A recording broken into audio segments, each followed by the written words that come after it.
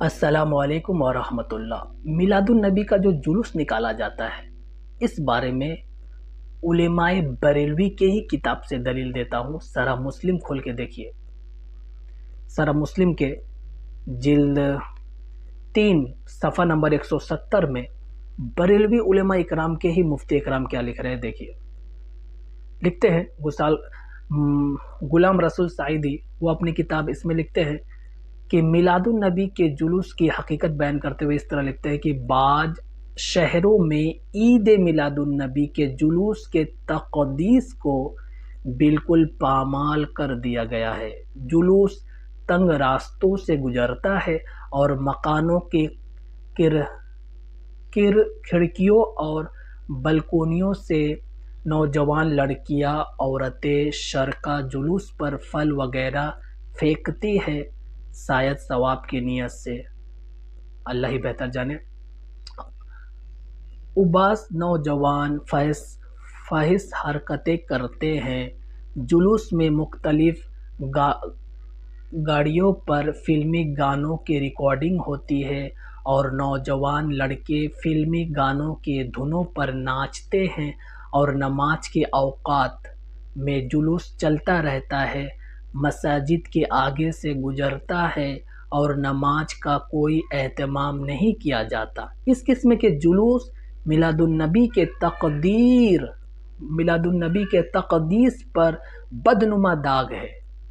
دیکھیے کیا لکھا، اس قسم کے جلوس میلاد النبی کے تقدیس پر بدنما داغ ہے۔ ان کی اگر اصلاح نہ ہو سکے تو ان کو فوراً بند کر دینا چاہیے، کیونکہ ایک امر مستحسین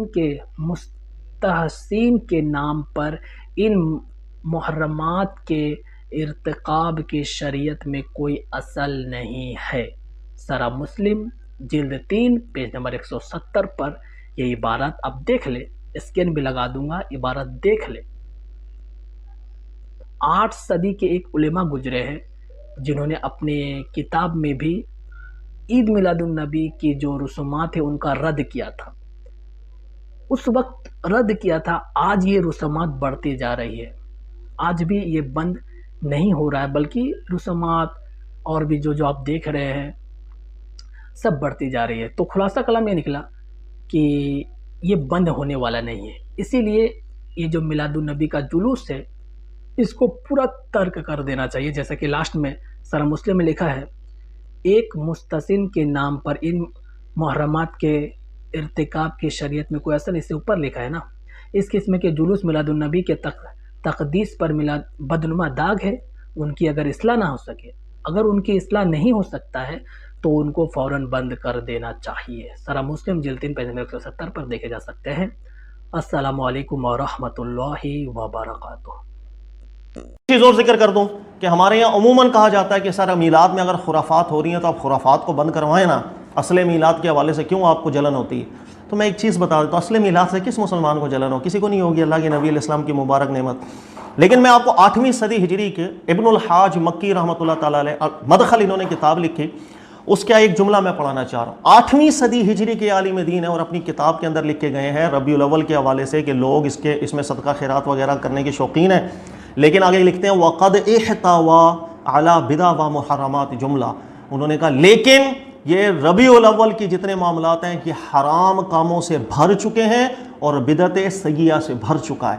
یہ جملہ 8ویں صدی ہجری میں ابن الحاج مکی رحمۃ اللہ علیہ لکھ کے گئے۔ جس وقت میں یہ کتاب پڑھا تھا، اور بھی کئی علماء لکھ کے گئے، لیکن جس وقت میں یہ کتاب پڑھا تھا میرے ذہن میں ایک چیز آئی، میں کہا 8ویں صدی ہجری کے عالم دین اپنے دور میں خرافات ہوتے دیکھ رہے ہیں، اپنی کتاب میں لکھ کے چلے گئے کہ ربیع الاول کے اندر اب حرام کاموں کی بھرمار ہو چکی ہے، خرافات بھر چکی ہے۔ تو 8ویں صدی ہجری سے علماء ان خرافات کو منع تو کرتے آ رہے ہیں، تبدیلی کیوں نہیں آئی؟ 1 صدی گزر گئی، تبدیلی نہیں آئی۔ 9ویں صدی گزر گئی، پھر بھی خرافات باقی ہیں۔ 10ویں گزر گئی، 11ویں گزر گئی، 12ویں 13ویں 14ویں 15ویں، ارے 800 سال ہو گئے تقریباً، لیکن خرافات ختم نہیں ہو رہی۔ اب بھی میں یہ نعرے لگاتا پھروں کہ خرافات کو بند کرو اور آپ جو ہے نا اصل میلاد کو جائز رکھو۔ خدا کا خوف کرنا چاہیے۔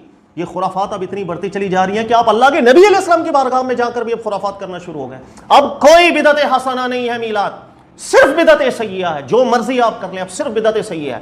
اگر رسول اللہ کی بارگاہ نہ بچی اور کچھ بھی نہیں بچے گا۔ میری بات جس کو سمجھ میں آئے گی مجھے دعائیں دیں گے. اب کوئی بدعت حسنہ نہیں ہے. اللہ تعالیٰ ہمیں سمجھنے کی توفیق دے. جزاک اللہ خیر.